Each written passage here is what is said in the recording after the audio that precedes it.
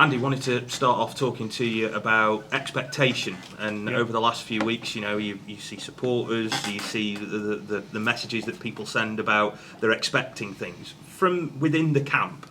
How do you deal with all that, and how do you respond to it when people do raise their expectations because of what you've already done?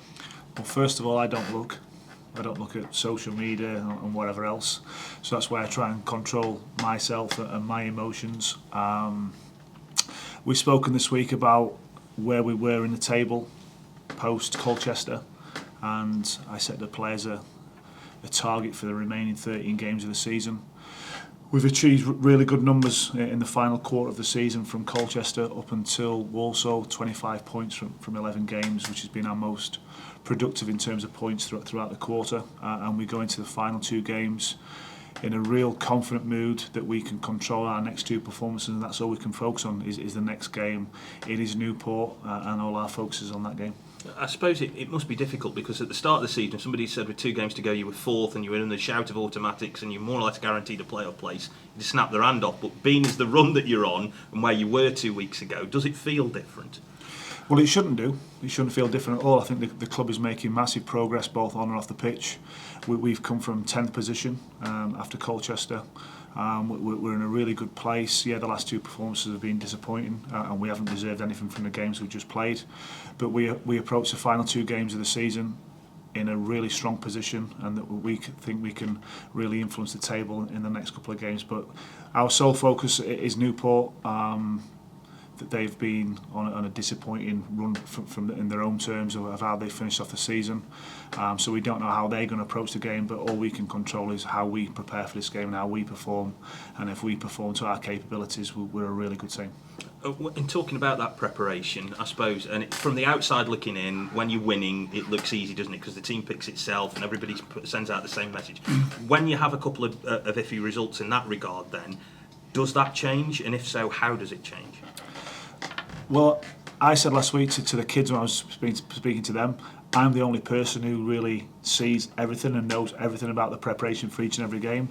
And believe me, when we've been on that run, the preparation for every single one of the games has been far from perfect. We've had players pull out at the last minute, players not being in, we've had players injured, just as we had last week as well. So all we can control is us. So we've spoken about Walsall, but our main focus has been about Newport, and again what we can control, and our focus and our own individual preparation, our team preparation. And as I've spoken to the players, they have to produce the best them that they can bring, and if they do that on Monday, our team collective will play much better, and we give ourselves a much better chance of influencing the outcome. Without asking you to give away the team, but does it become more tempting to make changes when you've lost a couple after a good run?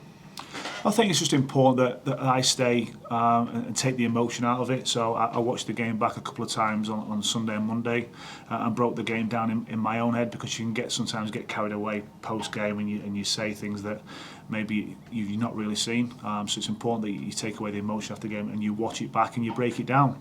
And as you say, from taking 25 points from 11 games means that most people are playing well every single game. Now, as soon as you come off it a little bit, you then open the door for other people, and it's up to other people to then take advantage. So we've been in for the last couple of days, and I said to the players on Wednesday, there's a blank piece of paper. Go and pick yourself. Go and pick yourself, whoever you are. You might have found yourself out the team. You've now got a real opportunity to say, I deserve to be picked for the next game. You've experienced promotions before. You've been alongside Nigel Adkins when you've taken Southampton up and Hull and all those type of things. So what have you drawn on from those experiences to help you in the current situation? Well, we didn't take Hull up. I think we took Southampton. My fault. So listen, as a player, I was promoted 4 times. I've been promoted as assistant manager 3 times. So I've got experience of the situation. I think it's really important that you stay calm and you focus on yourself.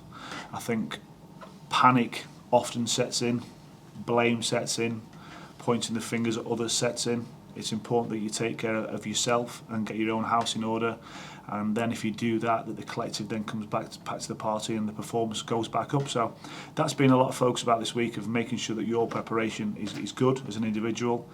The team will then function better. As you look at Newport, then it's kind of a similar scenario to Walsall. They haven't got in, certainly again from the outside looking in, not a lot to play for. Again, on the face of it, it looks like it's a team who with no pressure on them, but there is pressure on you. How do you deal with that?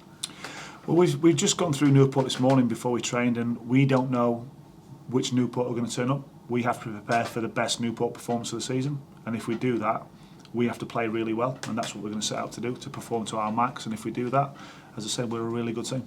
And just lastly then, we've talked about the crowd before and the influence, and I know you've been out and spoken to them, and you've tried to get them going. Aside from how vital they can be, do you feel now is the connection between both the club and the supporters in these last couple of games, and how pivotal can that be? Well, I had a 15-20 minute chat with some of the shirt sponsors on Wednesday. The guys obviously pay the money to sponsor their own player, and I said that do you feel pride in this group of players, because there's a guy in there who's been supporting this club for 70 years, and I said do you see what you want to see in your players, and he said yeah. And while we continue to do that, we give ourselves a chance. I think if the fans see effort, commitment, work rate, it ticks a lot of boxes. And we need them more than ever in this next game to create a really positive atmosphere so that our players can thrive and they're not hindered by the support. There's going to be moments in the game where we're under pressure. We have to handle that. We have to handle the pressure of Newport. Newport aren't going to turn up here and give us 3 points. Far from it. We're going to have to earn every single thing we get in that game, and the supporters can play a massive part in that. Cheers, thank you. Thank you. Andy, obviously you've always been very positive, and you've always said we'll see where we are after 46 games. Yep. You're taking that into this very big game on Monday, and that's the way you've got to be. Everybody's singing off the same hymn sheet. You've told us that's always been the way, whether it's the 11 that start or the 11 that finish. That's a big positive situation, isn't it? Absolutely, and then we'll see where we are after the 45th game. And that'll then influence the 46th game. So, yeah, next game, the message is not changing from me. The last 2 games are behind us. It's about focusing on the next one and preparing well for this game. And next game is Newport, and we'll see what we can control. Cheers, thank you. Can you tell us a bit more about what you did and said to the players after the Colchester game, Andy? Because it seemed as though that seemed to be a bit of a turning point. Yeah. Because of your performances after that. Yeah, I think it was a difficult time for everyone connected with the club the previous 2 or 3 weeks for obvious reasons. And post Colchester, we had a really good chat, and I had a really good chat with the players, both as a team and individually, and said that to achieve something, no one gives it to you. You have to go and grab it with both hands. Go and take some risks. Go and be brave. Go and show some courage, and go and be the best you. We started performing better individually. We started performing better as a team, and we went on an amazing run, and we have come from 10th position. So we are still in a really good position.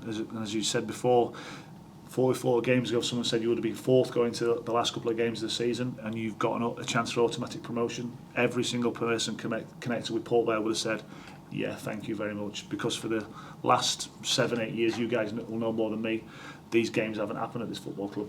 It's been about being relegated and then scrapping and surviving and down the bottom reaches of League Two. So this is an opportunity to embrace it, to be excited by it. We are in with a realistic chance of affecting the top of the table, and that's all we want.